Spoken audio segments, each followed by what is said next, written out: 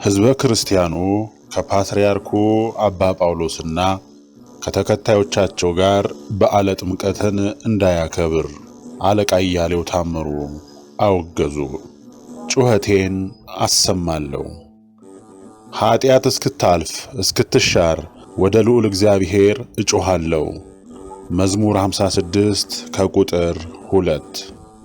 ኢየሱስ ክርስቶስ ኃጢአትም ሞትን እንዳሰለጠነችው እንዲሁ በጌታችን ኢየሱስ ክርስቶስ ቤዛነት የእግዚአብሔር ቸርነት ጽድቅን ለዘላለም ሕይወት ታሰለጥነዋለች።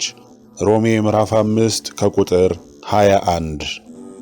ምኞትም ከጸነሰች ኃጢአትን ትወልዳለች፣ ኃጢአትም ከተፈጸመች ሞትን ትወልዳለች። ያዕቆብ ምዕራፍ 1 ከቁጥር 15። ከእግዚአብሔር የሚወለድ ሁሉ ኃጢአትን አይሰራም፣ ዘሩ በእርሱ ይኖራልና ሊበድልም አይችልም፣ ከእግዚአብሔር ተወልዷልና። በዚህም የእግዚአብሔር ልጆችና የጋኔን ልጆች ይታወቃሉ። ጽድቅንም የማይሰራ ሁሉ ከእግዚአብሔር የተወለደ አይደለም። ወንድሙንም የማይወድ እንዲሁ ነው። ይህች ናት ቀድሞ የሰማችኋት ትእዛዝ። እርስ በርሳችሁ ትዋደዱ ዘንድ ከክፉ ወገን እንደሆነ ወንድሙንም እንደገደለ እንደ ቃየል አይደለም። ስለምንስ ገደለው? የእሱ ሥራ ክፉ ስለነበረ ነው፣ የወንድሙ ግን በጎ ነበር። አንደኛ ዮሐንስ ምዕራፍ 3 ከቁጥር 9 እስከ 12። አለቃ እያሌው ታምሩ እንዲህ ይላሉ። የተወደዳችሁ ምዕመናን እንኳን ለብርሃነ ጥምቀቱ አደረሳችሁ። ኃጢአትን የሚያደርግ የኃጢአት ባሪያ ነውና ከዚህ ነፃ ያወጣችሁ ልዑል እግዚአብሔር አምላክ ክብር ምስጋና ይግባው። ከዚህ በላይ ከሦስቱ ቅዱሳን ሐዋርያት ከቅዱስ ጳውሎስና ከቅዱስ ያዕቆብ ከቅዱስ ዮሐንስም የተላለፈልንን ትምህርት አስተውሉ።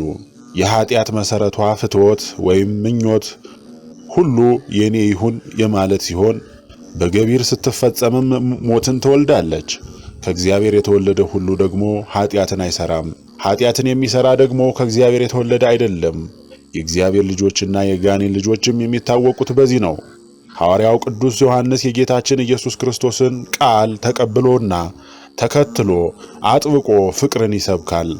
ጌታችን እርስ በርሳችሁ ፍቅር ቢኖራችሁ ሁሉም የኔ ደቀ መዛሙርት መሆናችሁን በዚያ ያውቃል ብሎ ነበርና፣ ሐዋርያውም ከጥንት የሰማችኋት ትእዛዝ ይህች ናት፣ እርስ በርሳችን እንድንዋደድ መሆን ሲል ፍቅርን ይሰብካል። በዚህ ብቻ አያቁምም። ፍቅራችን ወንድሙን እንደገደለው ቃየል እንዳይሆን ያመለክትና ለምን እንደገደለው ሲገልጽም የእሱ ሥራ ክፉ የወንድሙን መልካም እንደሆነ ያብራራል። ወደ ሰሞኑ የቤተ ክርስቲያናችን ታሪክ እንመለስ።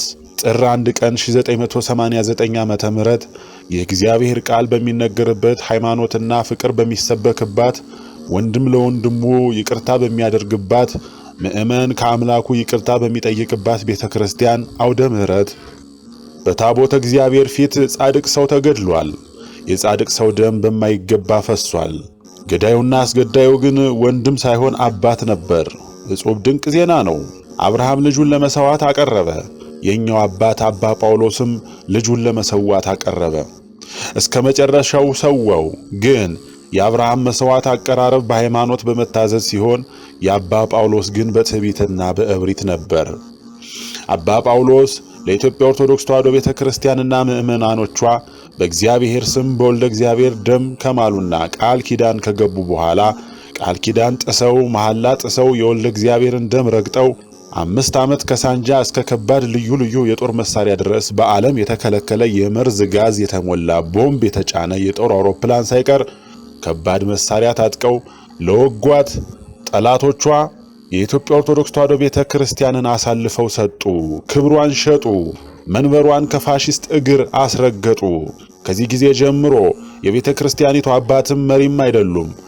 በዚህ ክፉ ሥራቸውም እንዳይከሰሱና እንዳይሻሩ የቤተክርስቲያኑን የሃይማኖት ጠበቃና የሊቃውንት ጉባኤ አፈረሱ።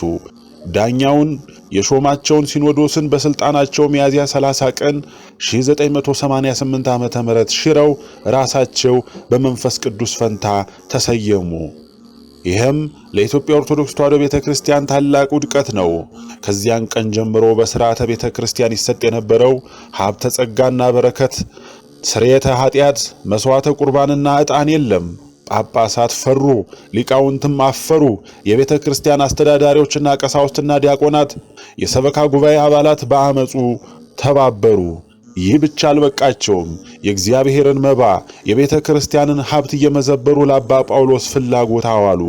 አባ ጳውሎስ ያጎታቸው ልጅ አቶ ያሬድ ከበደውን ዲያቆን የሚል ስም ሰጥተው የጦር ፊት አውራሪ የአዲስ አበባ ሀገረ ስብከት ጻፊ የሆነውን ዮሐንስ ዋለንም ምክትል የጦር አዝማች አድርገው ከቀሳውስት፣ ከዲያቆናት፣ ከመዘምራን፣ ከሰንበት ትምህርት ቤት፣ ከመነኮሳት ሳይቀር ሕፃንነት ያላቸውን እየመለመሉ በዘመናዊ መሳሪያ አስታጠቁ።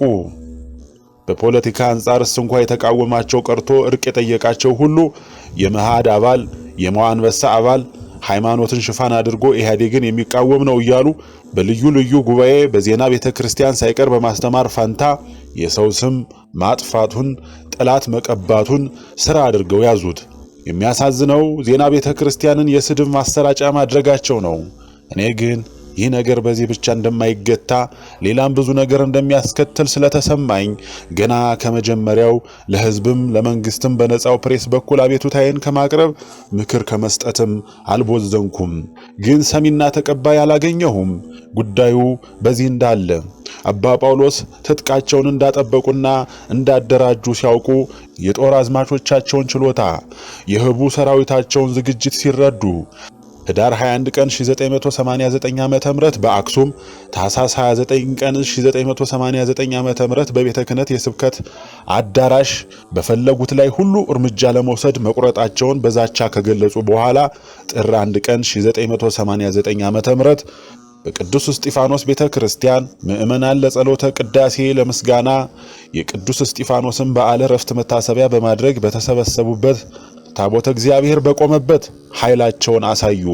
ከአዳኞቻቸው ጋር የድል አድራጊዎችን የና ባንጦስን የና አባ መቃርስን ግርማ ለብሶ በመንፈስ ቅዱስ ታድሶ የቀዳሚ ሰማዕቱን ቅዱስ እስጢፋኖስን ፈለግ ተከትሎ የመንፈስ ቅዱስን ተቃዋሚዎች በሕዝብ ፊት ለማጋለጥ ጥያቄ በማቅረብ ላይ በነበረውና ከፊታቸው በቆመው ወደ ቦሉ አንበሳ በአባ ፈቃደ ሥላሴ ላይ ከነተባባሪዎቻቸው በዘመናዊ መሳሪያ አነጣጥረው በመተኮስና አንበሳው አባ ፈቃደ ሥላሴን በመግደልና በማስገደል የአዳኝ ወጉ ነውና ጉሮ ሸባዬ አሰኙ። የካህን እጅ አይስትም እንደሚባለው የፕሮቴስታንት ምሩቅ የሮም ካቶሊክ ቤተክርስቲያን ዜጋ የፋሺስቱን ደራሲ አባ ጳውሎስ ዓላማቸውን አልሳቱም። ጠላታቸውን ኦርቶዶክሳዊ መነኩሴ ጥለውታል። ከአደባባዩ ላይ በደሙ እየዋኘ ነው። ባህታዊው በገዳም ያሉ አባቶቹ እንደተነበዩለት በፈቃዱ የመጣለትን የክርስቶስን መስቀል ተሸክሞ ያለማጉረምረም ያለመከፋት የክርስቶስን የሞቱን ጽዋ ጠጥቶ በቤተ ክርስቲያን አውደ ምሕረት ላይ ተዘርሯል። አባ ጳውሎስ ከአደን ጓደኞቻቸው ጋር ወደ እግዚአብሔር ቤተ መቅደስ ገብተው እናንተን የገደለ ሁሉ ለእግዚአብሔር መስዋዕት ያቀረበ ይመስለዋል ብሎ ለተናገረው ለአምላከ እስጢፋኖስ ግዳይ ጥለው ፉከራቸውን ያንደቀድቁ ነበር።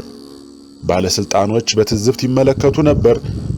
ምእመናንም የቅዱስ እስጢፋኖስን ዜና ዕረፍት እያሰቡ አይሁድ የተረባረቡበትን የቅዱስ እስጢፋኖስን ሞት አባ ጳውሎስንና ታጣቂዎቻቸው ከተረባረቡበት ከጻድቁ ፈቃደ ሥላሴ ሞት ጋራ እያነጣጠሩ እያለቀሱ እንባቸውን ያፈሱ ነበር።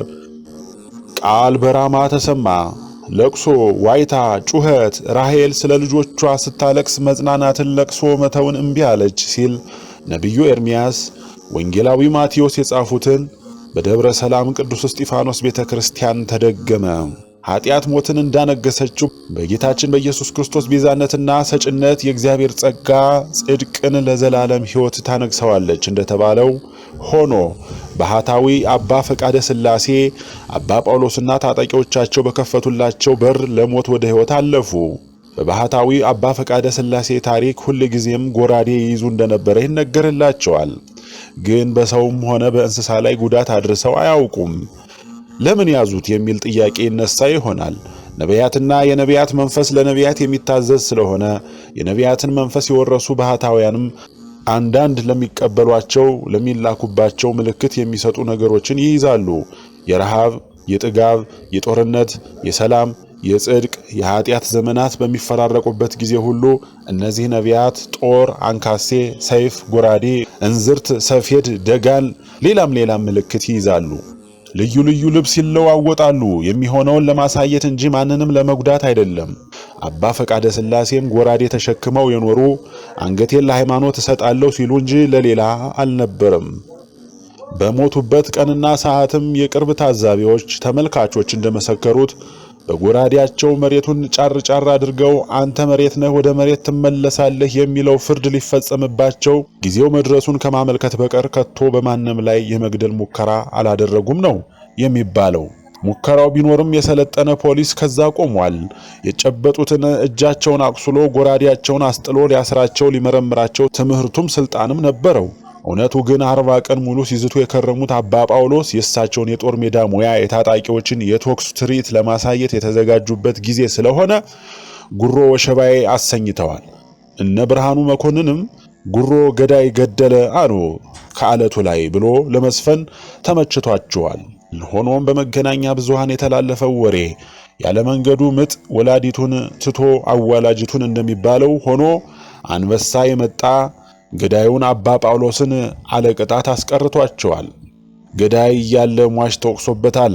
ፓትርያርክ፣ ሊቃነ ጳጳሳት፣ ቀሳውስት፣ ዲያቆናት መቅደስ ይገባሉ እንጂ በአሮጌም ሆነ በዘመናዊ መሳሪያ ተደራጅተው ወደ እግዚአብሔር ቤተ መቅደስ የገቡበት የሚገቡበት በተኩስ ድምጽ በቅጽረ ቤተ ክርስቲያን ግቢ የተሰበሰበው ምዕመናንን ያስጨነቁበት የሚያስጨንቁበት እግዚአብሔርንም ሰውንም ያሳዘኑበት የአባ ጳውሎስ የስልጣን የሴራ ታሪክ ዘመን ብቻ ነው።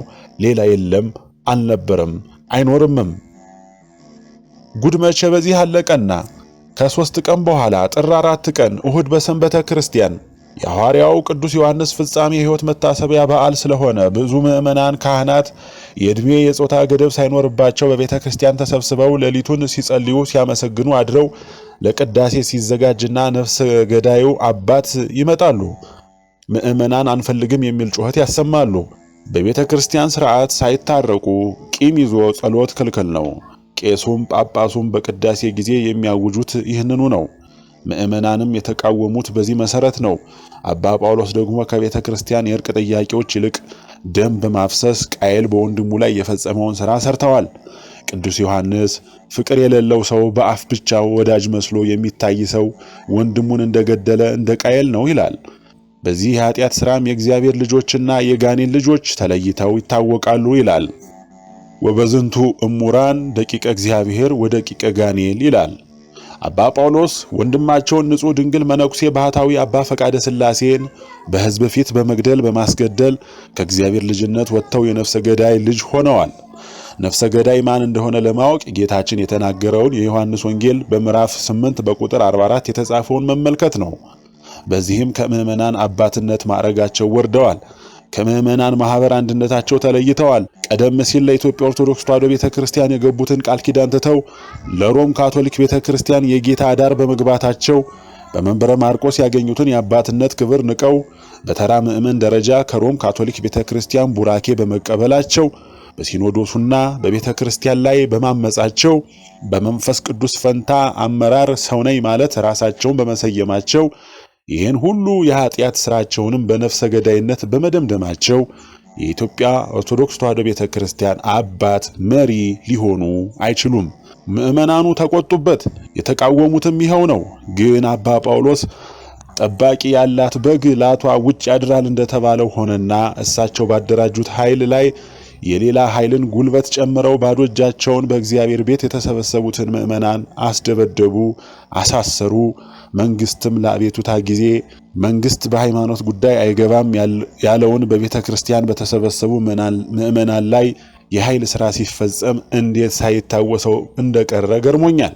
እንደ እውነቱ ከሆነ ጅራፍ ራሱ ገርፎ ራሱ ይጮሃል እንደሚባለው ራሳቸው በዘር በቋንቋ ትምክህት ቤተ ክርስቲያንና ምዕመናኖቿን በትዕቢት በእብሪት እየረገጡ በሀብቷ በንብረቷ በገንቧ በአራቱ ማዕዘን ዓለም እየዘነጡና እየተቀናጡ ለጥቅማቸው ሲሉ መንግስትና ሕዝብን እያበጣበጡ በመንግስትም በአገርም በቤተ ክርስቲያን በሕዝብም ከሚቀርቡት ከአባ ጳውሎስና ደጋፊዎቻቸው ተባባሪዎቻቸው እነ አባ ገሪማ ሃይማኖት አልባዎች በመሆናቸው በራሳቸው አይተማመኑም።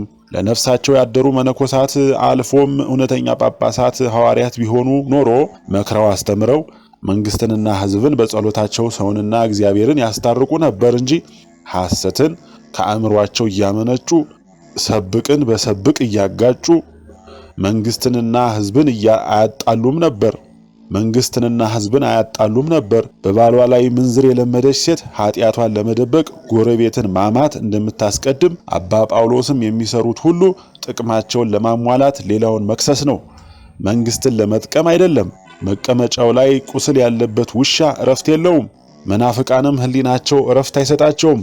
ይቆጠቁጣቸዋል፣ ያቅበጠብጣቸዋል፣ ፍቅርን አይናፍቁም፣ ይቅርታን አያውቁም፣ በየስፍራው ያልከሰክሳቸዋል፣ ከሁሉ ጋራ ያሰናክላቸዋል፣ ለሰውም ለእግዚአብሔርም ይሉኝታ የላቸውም። ቆይ ባይሆን ኖሮ ቤተ ክርስቲያን ዛሬ የደም ምድር አትሆንም ነበር። ምእመናን ኃጢአት ከቤተ ክርስቲያን ላይ እስክታልፍ እስክትሻር እኔ ከትናንት እስከ ዛሬ ወደ ልዑል እግዚአብሔር ጩኸቴን አሰማለሁ። እናንተም አቤቱታችሁን ወደ መንግስት፣ ጸሎታችሁን ወደ እግዚአብሔር በማቅረብ እርዱኝ። እናት ቤተ ክርስቲያናችንን ተባብረን እንርዳ። በፍትሐ ነገሥት አንቀጽ 20 ስለ ክብረ ሰማዕታት ሕግ የደነገጉ አበው ሐዋርያት በዲድስቅልያ አንቀጽ 27 ሰማዕታት ይኩኑ ክቡራነ ብፁዕ ኤጲስቆጶስ ያዕቆብና ተባባሪያችን ዲያቆን እስጢፋኖስ በእኛ ዘንድ የከበሩ እንደሆኑ ሰማዕታት በእናንተ ዘንድም የከበሩ ይሁኑ። እነዚህም በእግዚአብሔር ዘንድ የተመሰገኑ ናቸው፣ ትሩፋታቸው የማይገኝ የማይመረመር ነውና ያሉትን ጠቅሰው ሰማዕታትን እንድናከብር አዘዋልና የጌታችን መድኃኒታችን ኢየሱስ ክርስቶስን ቃል ርትዕት ሃይማኖትን ተቀብለው ቅዱስ እስጢፋኖስን መስለው ተከትለው በሊቀ ዲያቆናት ቀዳሜ ሰማዕት ቅዱስ እስጢፋኖስ አውደ ምሕረት በታቦተ እግዚአብሔር ፊት በአመፀኞች ጥይት የተገደሉት ባህታዊ አባ ፈቃደ ሥላሴን ኢትዮጵያዊ ሰማዕት ብላችሁ አክብሩ። አባ ጳውሎስንና ተባባሪዎቻቸውን ነፍሰ ገዳዮችን አውግዙ፣ ከነርሱ ተለዩ። ከዚህ በፊት የነገርኳችሁን ብትሰሙ ኖሮ ከዚህ ባልደረሳችሁ ነበር። አሁንም ከነሱ አትተባበሩ፣ አትቀላቀሉ። ካህናት በጸሎት የአባ ጳውሎስንም ስም አትጥሩ። እምቢ ብትሉ እግዚአብሔር ይፈርድባችኋል። የቆቅ ገላግልት ተሰብስበው ቁርአን አባታችን ነው ብለው አባታቸው መስሏቸው አብረውት ሲጭሩ ያረፍዳሉ። ቀትር ሲሆን መልኩን ሁኔታውን አይተው ተመልክተው አባታቸው እንዳልሆነ አውቀው ተለይተውት ይሄዳሉ። በትንቢተ ኤርምያስ ተጽፏል። አባ ጳውሎስና አባ ገሪማ ተባባሪዎቻቸውም ሁሉ በቤተ ክህነትም በየደብሩም የሚሰሩትን ታውቃላችሁ። እኔም 10 ወር ሙሉ የመከርኳችሁ ቀላል አልነበረም። እናንተ ግን ከቆቅ አንሳችሁ ጠላታችሁን እንዳባት ቆጥራችሁ ውርደታችሁን እንደ ክብር አድርጋችሁ እስከዛሬ ቆይታችኋል። አሁን ሁሉም ግልጥ ሆኗል። እንኳንስ በውጭ በቤተ ክርስቲያንም ግቢ እንዳትሰበሰቡ እየተከለከላችሁ ነው። አባ ጳውሎስን የሚታደገው መንግስት እሳቸው ምን እንደሚሰሩ አያውቅም ለማለት አልችልም። ለምን እንደሚንከባከባቸውም አላውቅም። አሁን ግን እኔም እናንተም አንድ ሆነን አምባገነኑን ፓትርያርክ አባ ጳውሎስን የእርሱ ነኝ እያሉ ወንጀል ሲሰሩ መኖር የማይገባቸው ስለሆነ እሳቸውን ከስልጣን አውርዶ ከባለ ጥምቀት በፊት ቤተ ክርስቲያንን ለምእመናን እንዲያስረክቡ በህብረት እንጠይቅ። ይህ ካልሆነ ግን ታቦት እናጅባለን፣ የበዓል ራት እንጋግራለን፣ ድንኳን እንተክላለን፣ እንነቅላለን፣ ከወንዝ ወርደን እናድራለን፣ እንጸልያለን፣ እናስቀድሳለን ብላችሁ ራሳችሁን ለአደጋ ቤተ ክርስቲያንን ለውርደት አታጋልጡ። እስካሁን የተፈጸመው ይበቃል። ይህንን ቃል አልፎ አባ ጳውሎስን ለማክበር ብቻ እግዚአብሔር በሌለበት በዓል ለማክበር መሰብሰብ የሚሸርቡት ተንኮል ብዙ ነው። በእነሱ ሰበብ ከህዝቡ ይልቁንም ከእግዚአብሔር ባይጋጭ መልካም ነው። አሁንም በእነሱ ምክንያት የታሰሩ ባህታውያን ምእመናን ከበዓሉ በሩ ቢከፈቱ ይጠቅማል። ወደፊትም መንግስት በእንደዚህ ያለ ነገር ቢጠነቀቅ የሚሻል ይመስለኛል። ሕጉንም ራሱ አክብሮ ስለሌላው ቢያሳይ የሚሻል ይሆናል። ክርስቲያን ቢሞት ደሙ አይሞትም። ስለዚህ ከዚህ ደም መንግስት ታሪኩንም ማጥራት ትልቅ ብልሃት ነው። ቸር እግዚአብሔር ሁላችንም ይታደገን፣ ለሕዝቡም ለሀገሩም ይቅርታውን ቸርነቱን ያድርግልን። አሜን። ሊቀ ሊቃውንት አለቃ እያሌው ታምሩ። የመረጃ ምንጭ እፎይታ ጋዜጣ ላይ ጥር 10 ቀን 1989 ዓመተ ምህረት እና ይሄ ነው። ግን ፖለቲካ አሁንም መጣና አፄ ኃይለ ሥላሴ ወደ ዙፋን ሊወጡ ሲጣጣሩ በነበረበት ጊዜ እጅግ አስቸጋሪ ስለነበረባቸው ሲያድጉ አብረዋቸው ካቶሊክ ሚስዮናውያን እና አባ ሳሙኤል ስለነበሩ ፈረንሳይኛ ቋንቋ ማስተማሪዎች እነሱ ስለነበሩ በእነሱ ድጋፍ ጭምር ለመውጣት ሲዘጋጁ በነበረበት ጊዜ ይሄ ኢትዮጵያ እንደ ካማጎን ይባል የዛሬው ቋንቋ ጥሩ ነው። አንድ ቋንቋ ያለ ይሄ ነው። የኢትዮጵያ እንደ ካማጎን ዳሰው ያገኙት ቤተክርስቲያንን ማዳከም ነበር። ለዚህ ደግሞ ሊቃውንቱ አይደሉም መነኮሳት ናቸው። የሚገርማችሁ ነገር ቢኖር ደግሞ ሊቃውንቱ ወደ ቤተ መቅደስ አይቀርቡም። በምንም አይነት የቤተ መቅደስ የሚገባ ሌላውን ከምንም የሌለ ጆሮ ቢሰማ ልቦ የማያይ አይኑ የማያይ። በአንድ ጊዜ ተጠይቀው ነበር ይባላል። ለምንድን ነው እናንተ ማትቀድሱ? እኛማ ስጋው እሳት ሆኖ ይበላችኋል፣ ደሙ ባህሩ ያሰጥማችኋል የሚለውን ቃል መናገር አንችልም ነው ያሉ እና ይህንን መሆኑንም አለመሆኑን የምናውቅ ደንካራ ቄስ መግባት አለበት ተብሎ የተፈረደበት ነው። እና አሁንም የተገኘው መንገድ ምንድን ነው? መነኮሳትን በጵጵስና አታሎ ቤተ ክርስቲያኒቱን ለመነኮሳት ማስረከብ የሚል ነበር እና ከግብጾች ክፋት ጋር ተጣምሮ እንግሊዝ የግብጽ ቅኝ ገዢ ስለነበረ ራሱ ፕሮቴስታንት ነው። በዚህ ሁሉ ምክንያት ሆኖ ኢትዮጵያውያን ጳጳሳት እንዲሾሙ ተደረገ። እንግዲህ በዚያ በረጅም ጊዜ ታሪክ ግብጾች ብዙ በድለዋል፣ ኢትዮጵያን ብዙ በድለዋል። ነገር ግን አባቶቻችን እያለፉ እየተውት ነበር የኖሩ። አሁን አንድ ግብጻዊ ሊቀ ጳጳሳት ተብሎ 4 ጳጳሳት ኢትዮጵያውያን ተሾሞ መጡ በ21 ዓመተ ምህረት። እንደገና በ23 አንድ ጳጳስ ተጨመረ፣ 5 ጳጳሳት ተሾሙ። ግን ጣሊያን ቂሙን አልረሳም፣ ካቶሊክም ቂሙን አልረሳችም። ተመቻቸውና በ28 ጦርነቱ ተከፈተ፣ ታወጀ። ኢትዮጵያ ድል ሆነች። አሁን ኢትዮጵያ ወደቀች። ሮም በእጁ አስገባች። እግዚአብሔር ግን ነበረ። መንግስት ይውደቅ፣ ንጉሠ ነገሥቱ ይሰደዱ እንጂ እግዚአብሔር በኢትዮጵያ ነበረ። በአርበኞቹ አድሮ ከመከራከሩ ሌላ የሚያስደንቃቸው ሌላ ኃይል ተሰርቷል። እንዳልኩት የፋሽስትን ኃይል በሙሉ ያደራጁ የሮማ ቤተክርስቲያን ባለቤቶች ናቸው እና እንደገቡ መንግስቱን እጅ እንዳደረጉ ካቶሊክ ጳጳስ መሾም ይችሉ ነበረ፣ አልሾሙም።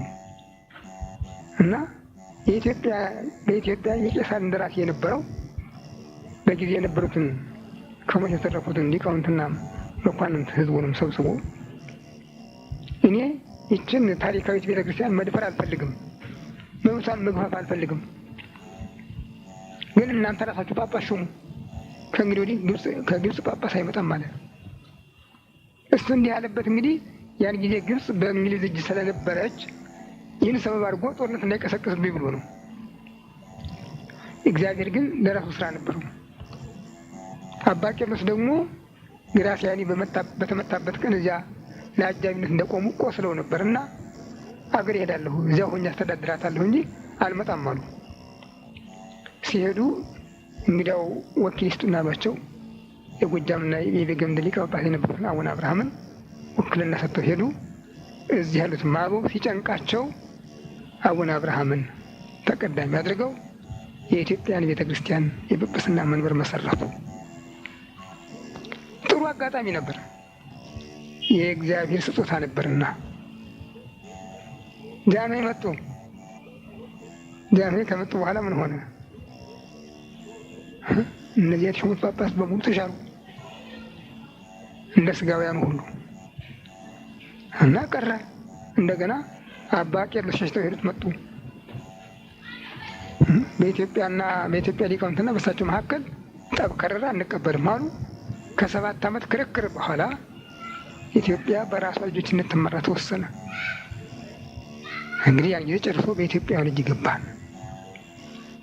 ይህን ሲያውቁ ጃንሆይ ይህን ሲያውቁ ሃይማኖት የግል ነው፣ አገር የጋራ ነው ብለው አወጁ። አሁን እንግዲህ የውጭ ተከላካይ የለም ማለት ነው። እስክንድርያ መጠየቅ የለባትም ማለት ነው። አገር የጋራ ነው ብለው አወጁ። በአዋጅ ብቻም አልተወሰኑ። የካቶሊክ መንበር ተዘረጋ። የፕሮቴስታንት ቤተ ጸሎት ተከፈተ። የእስላም መስጊድ ተከፈተ በአዋጅ። 4 በዓለም የሌለ ነገር በዓለም እንኳን 4 2 የለም። በኢትዮጵያ ግን 4 ኦርቶዶክስ፣ ካቶሊክ፣ ፕሮቴስታንት፣ እስላም 4 ሃይማኖት ተሰየመ። እግዚአብሔር አዘነ። ሰው ደስ አለው፣ አብሮ ዘፈነ። ብዙ ሰዎች ግን በዚህ ጉዳይ ላይ እግዚአብሔር የገለጸላቸውን ተናገሩ፣ ሰሚ አላገኙም። ቤተ ክርስቲያን ግን አልተናገረችም። የኢትዮጵያ ብርሃን ግርማዊ ጃንሆይ ከማለት በስተቀር ምንም ቅር አላላትም። አብራ መሰለፍ ጀመረች። በመጨረሻውም በፓትርያርክነት ደረጃ ከግብፅ እኩል አድጋ ራሷን የቻለች ሆነች። ወዲያው ቀጠለ። ማን መጣ? ፕሮቴስታንት መጣ። ወንጌልን አስተምራለሁ አለ፣ ዘረጋ። ምድር ምድር ምድር የእግዚአብሔርን ቃል ስሚ ብሎ አወጀ። ይሄ ለኢትዮጵያ ብቻ ሳይሆን ለኃያሉ አምላኳም ስድብ ነበር። ኢትዮጵያ እጆቿን ወደ እግዚአብሔር ትዘረጋለች ከተባለበት ጊዜ ከ3000 ዓመት በኋላ መጥቶ ምድር ምድር ምድር የእግዚአብሔርን ቃል ስሚ አለ። ፕሮቴስታንት መቼም ባለጌ ነው። ተቀበሉት ጃንሆይ። እግዚአብሔር ግን ፍርድ ሰጠ። ቀጥለው ያም አልበቃቸውም፣ ወደ እስላም ሄዱ። ከእስራኤል ጋር አምባሳደር ኤምባሲ ግንኙነት አቋረጡ። 66 ዓመተ ምህረት በህዳር ወር መካን ጎበኙ። ሚያዝያ 12 ቀን እስላሞች ሰላማዊ ሰልፍ አደረጉ። በእነሱ ጥያቄ መሰረት ቤተ ክርስቲያንና መንግስት ተለያይተዋል ተብሎ ህጋዊ ሰውነት የነበራት ቤተ ክርስቲያን ህጋዊ ሰውነቱን አጣች። በዚህ ጊዜ እግዚአብሔርና የኢትዮጵያ መንግስት ተለያዩ።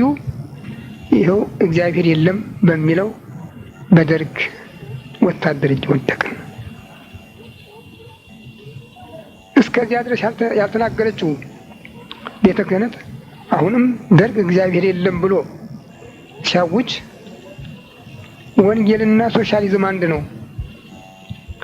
ምንድነው ችግሩ?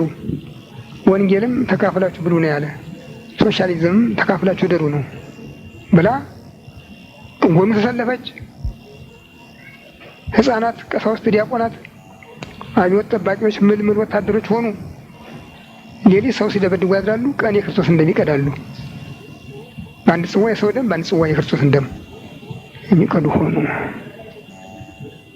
የሚመለስ አልተገኘም። በኋላ እንዲያውም ሃይማኖት አይለያየንም የሚል መጽሐፍ ተጽፎ እስላምና ክርስቲያን በሰው ሰራሽ ቋንቋ የተለያዩ ናቸው እንጂ ምንም የሚያለያያቸው ነገር የለም ብለው ያመነ የተጠመቀ ይድናል፣ ያላመነ ያልተጠመቀ ይፈረድበታል የሚለው የወንጌልን ቃል ጥሰው እስላምና ክርስቲያን አንድ ናቸው ተብሎ ማህበር ተመሰረተ።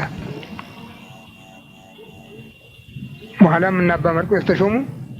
እመቤታችን የውርስ ኃጢአት አለባት የሚል መጽሐፍ ታትሞ ወጣ። ይህም ሆኖ ሃይማኖቱ ሙሉ በሙሉ ያልተረገጠ ስለነበረ እግዚአብሔር ቤቱን አላጎደለም ነበር።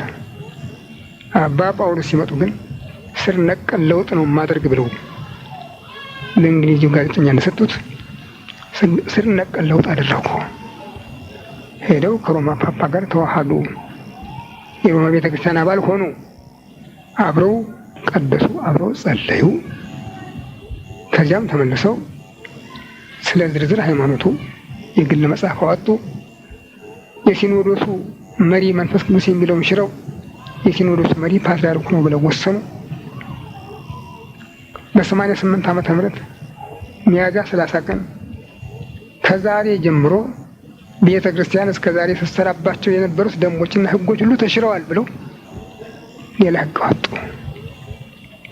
በዚያ ምክንያትም እኔም እስከ ማውገዝ ደረስኩ።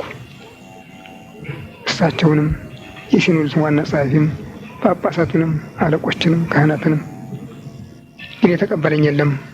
አሁንም እንዲያውም ለካህናት ወሬ የሆናቸው እሱ በጠባዩ ከእሳቸው ጋር አልግባባ ብሎ ነው እንጂ ምንም የደረሰ ነገር የለም እያሉ ነበረ።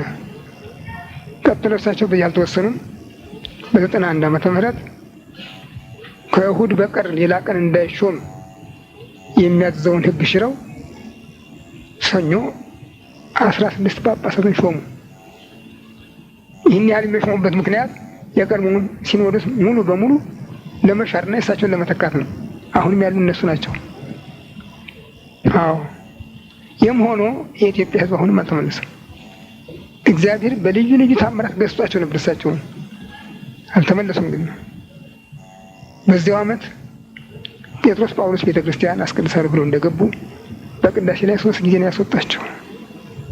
ቁልቢ ላይ አሐዱ አብ ቅዱስ ሲወደቁ ሌላ ሰው የጨረሰው፣ ደብረ ሊባኖስ ላይ፣ ዋልድባ ላይ፣ በብዙ ልዩ ልዩ ቦታ አሁንም ሱዳን ትምህርት ቤት ተመርቃለሁ ብለው ሲሄዱ ደብረ ማርቆስ ላይ በአውሮፕላን ተሰናክለው ተመልሰው እንዲገቡ የተደረገ።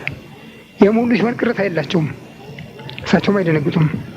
ከሳቸው አለመደንገጥ አብረዋቸው ያሉት ጳጳሳትና ካህናት አሁን የዚያ ጴጥሮስ ጳውሎስ ቤተክርስቲያን የሽንት ቤት ቁልፍ የያዝክ የት ነህ እየተባለ በራዲዮ ሲለፈፍ ነበር የዋለ። ይህን ህዝቡም ያውቃል። ምንም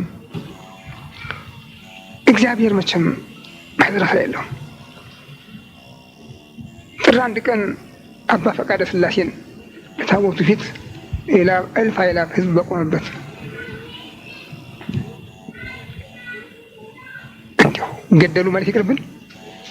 አዎ ይህን የተፈጸመው በልደታ የሆነውን ታውቃላችሁ፣ በዮሐንስ ቤተክርስቲያን የሆነውን ታውቃላችሁ።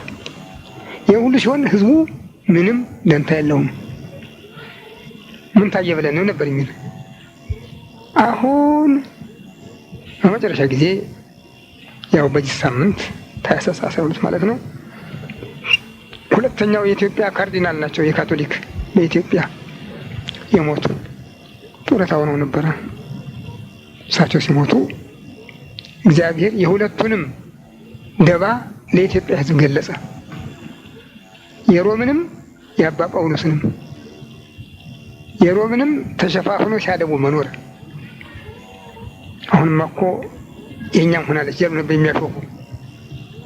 ያንንም በድል ያጣሁትን በጦርነት ያጣሁትን በሰላም አገኘን ብላ የሮም ቤተክርስቲያን አባ ጳውሎስን ወከለች። አባ ጳውሎስን ደግሞ ውስጥ ሲለከለኩ ኖረው ዛሬ የካቶሊክ ባራኪ ሆነው ተገኙ። ካቶሊክ እንኳን ራሷ ከሌላ ቡራኬ ልትቀበል ቀርቶ ቅድም በጨዋታችን አንስቸው ነበረ የዓለም ቤተክርስቲያን ማህበር አልሆንም ብላ እምቢ ላይ ቀረች ናት። እናንተን እኔ ሰበስባችኋለሁ እንጂ እናንተ እኔን አትሰበስቡኝ ብላ የቀረች ናት። እና ዛሬ ግን አባ ጳውሎስ ተቀዳሚ ባራኪ፣ የእነሱ ተጠሪ ግን ተከታይ ሆኖ ነው የታየው። ይህም እግዚአብሔር በውስጥ የተደበቀውን ምስጢር ለሕዝቡ አጉልቶ ነው ያሳየው። የሚያስደንቅ ነገር ነው። እውነት ልብ ቢኖረን ኖሮ ከአሁን በኋላ ማንንም መጠየቅ የማንችልበት ደረጃ ደርሰን ነበረ። ግን አሁንም ካህናት፣ ጳጳሳት፣ ሊቃውንት አሁንም ዝም እንዳሉ ናቸው። አሁንም ቅር አላላቸውም። አንዱም ድምፁን ያሰማ የለም እና እግዚአብሔር ግን እስከዚህ ድረስ ሰርቶ ይህንን ምስጢር በመግለጡ የአንድ ሰው ብቻ አለመሆኑን፣ ሀሳቡ የአንድ ሰው ብቻ አለመሆኑን፣ አቤቶ የአንድ ሰው ብቻ አለመሆኑን እሱም ጭምር ያሰበበት መሆኑን በመግለጡ በጣም ደስ የሚያሰኝ ስራን የተሰራ። ከዚህ በፊትም ነግሬያችሁ ነበር መሰለኝ። ያን ጊዜ ኦፕሬሽን በነበርኩበት ጊዜ ወደ አምላኬ ፊት ቀርቤ በተሰጠው ጥያቄ የግብፅና የኢትዮጵያ ሊቃነ ጳጳሳት በሙሉ አቤቱታ በማቅረብ ላይ ነበሩ። እኔ ሞቻለሁ እንግዲህ በሙታን ዓለም ነው ያለሁኝ። በማቅረብ ላይ ነበሩ። ቅዱስ ቄርሎስ በፊት ለፊቱ ቆሞ ድምፅ ይጠብቅ ነበረ። ያን ጊዜ ነው ካጠገቡ ወስዶ እንዲህ እንደዚህ ያቆመኝ እኔን እና ፍረድልን፣ 1600 ዓመት የኖረ ውግዘት ተጥሷል፣ በስጋህ በደምህ የተፈጸመ መሐላ ፈርሷል፣ ደምህ ተረግጦ ቤተ ክርስቲያን ተዋርዳለች እና ፍረድልን ብለው አባ ጳውሎስን ሲከሱ ንስጥሮስ በቅዱስ ቄርሎስ በስተኋላ ራቁቱን ተራ ልብስ ለብሶ እሳቸው ግን ከንስጥሮስ ጎን በሙሉ ክብራቸው ነው የነበሩ። ቅድም እንዳነሳችሁት ከነድባብ ጥላቸው ነው እያለትም የነበሩ ዛሬ የሚያጋለጣቸው በዚያው ደረጃ ነው እና ፍርድ የቤተ ክርስቲያን ነው ያለ። አንተ ያየኸውን የሰማኸውን ሂድ ንገር አለኝ። መጣሁ ተናገርኩ። የሚሰማኝ ግን አላገኘሁም። ቅድም ወንድሜ ጠቅሶት ነበረ። ውሻ ነባህነ ከመዘይ ነባህነ ኮነ ጮኸን እንዳጮኸን ሆን አለች እንደሚባለው እኔም እንደ ሰውኛ ነው የቀረሁኝ። ይኸው 8 ዓመት ነው። ግን እግዚአብሔር ምስጋና ይግባው። አሁንም ሙሉ በሙሉ የሚሰማኝ አጣሁ አልልም። የዳኑትንም ጠርቶበታል እና ያንን ግን አሁን ልክ እኔ ትዝ ያለኝ እዚያ በሰማይ እንዳየሁት አርጌ ነው መቆጥረው። አሁን በሕዝብ ፊት ከነ ክብራቸው ተጋልጠው መገኘታቸው ይሄ አንድ ሌላ አስደናቂ ነገር ነው እና ብዙ ልንጠነቅቅበት የሚገባን ነገር አለ። እንግዲህ ይሄው በዓለ ልደቱ ቀርቧል። 28 ቀን ነው በዓላችን። እግዚአብሔር ምስጋና ይግባውና ምንም እንደ ድሮው እንቆርባለን፣ እንቀድሳለን፣ እናስቀድሳለን የሚል ተስፋ ባይኖረንም በዓላችንን ያው መታሰቢያውን እናከብራለን። ሃሌሉያ ሰላም ለኪ ኦ ማርያም ደብረ መቅደሱ ለእግዚአብሔር ሰላም ለኪ እንተ መልዕልተ ኩሎሙ ቅዱሳን። በስመ አብ ወወልድ ወመንፈስ ቅዱስ አሃዱ አምላክ አሜን። እነሆ የማርያም መንገድ ማምለጫ መዳኛ ለአዳም ዘር በሙሉ።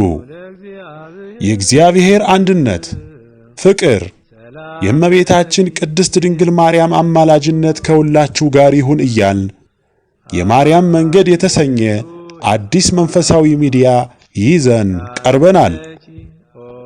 በዚህ መንፈሳዊ ሚዲያ አብ ወልድ መንፈስ ቅዱስ ያዘጋጁት እምዬ ቅድስት ድንግል ማርያም የባረከችው የሥጋና የነፍስ ምግብ የሆኑ ሀልወተ እግዚአብሔር፣ ትምህርተ ሃይማኖት፣ ክብረ ድንግል ማርያም፣ ዝክረ ቅዱሳን፣ ገድለ ቅዱሳን፣ የኢትዮጵያ ኦርቶዶክስ ተዋሕዶ ቤተ ክርስቲያን ታሪክ፣ ሥርዓተ ቤተ ክርስቲያን፣ የሀገራችን ቅድስት ኢትዮጵያን ታሪክ፣ የኢትዮጵያ ነገሥታትና የጀግኖች አርበኞች ታሪክ እንዲሁም መንፈሳዊ ዘጋቢ ፊልም ያገኙበታል።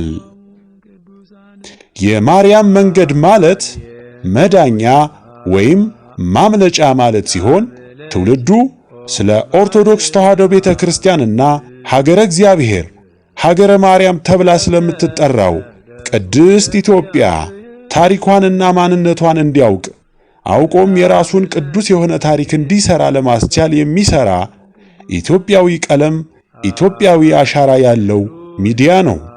በውኑ ኢትዮጵያዊ መልኩን ወይስ ነብር ዥንጉርጉርነቱን ይለውጥ ዘንድ ይችላልን? በዚያን ጊዜ ክፋትን የለመዳችሁ እናንተ ደግሞ በጎ ለማድረግ ትችላላችሁ። ትንቢተ ኤርምያስ ምዕራፍ 13 ከቁጥር 23። ይህንን መንፈሳዊ ሚዲያ ለመደገፍ ሼር፣ ላይክ፣ ሳብስክራይብ ያድርጉ። እናመሰግናለን። እነሆ ከዛሬ ጀምሮ ትውልድ ሁሉ ብፅዕት ይሉኛል። የሉቃስ ወንጌል ምዕራፍ 1 ከቁጥር 48። ሰላም ለኪ እንተ መልዕልተ ኩሎሙ ቅዱሳን